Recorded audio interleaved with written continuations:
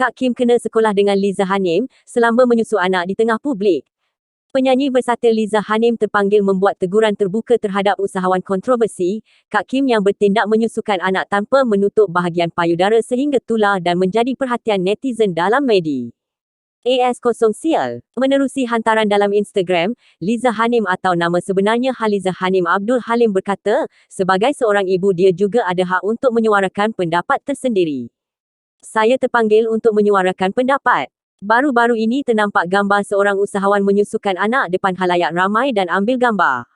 Sebagai seorang ibu yang menyusukan anak, saya sepenuhnya menyokong usahawan ini dalam breastfeeding journey kisah penyusuan badannya. Namun, sebagai seorang saudara dalam Islam, saya juga mohon tolonglah jaga adab ketika menyusu di khalayak ramai, tulisnya. Tambah pelantun lagu Gelisah Mimpi itu lagi, dia juga seperti usahawan terbabit yang turut mempunyai pengalaman menyusukan anak di tempat awam sambil mengambil gambar sebagai kenangan. Saya sendiri pernah susukan anak di mana-mana sahaja. Malah pernah satu ketika di tepi jalan di Bandar Seoul, Korea dan saya juga merakamkan gambar. Tetapi ingatlah, kita harus menjaga adab. Aurat harus dijaga. Ini bukan masalah saya berhijab dan dia free tidak bertudung. Cukuplah jaga kehormatan kita sebagai wanita Islam dan ibu. Jagalah kehormatan kita sebagai wanita.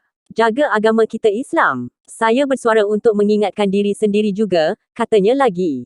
Meninjau ruangan komen, rata-rata pengikut Liza bersetuju dengan pendapat dan teguran sopan yang disuarakannya itu. Teguran yang baik. Saya sendiri pun susukan anak tepi jalan atau di luar jika terpaksa. Tapi jagalah adab sebagai seorang wanita. Tiada alasan untuk tidak setuju dengan apa yang akak katakan. Teguran macam-macam dah, tapi tetap dipandang sepi, tulis netizen. Terdahulu, Liana Rosli atau lebih mesra disapa sebagai Kak Kim menuai kontroversi apabila sengaja memuat naik dan berkongsi sebuah video sedang menyusukan anak B0 engsunya, Shinta Charissa di sebuah restoran mewah yang dikunjungi ramai pelanggan.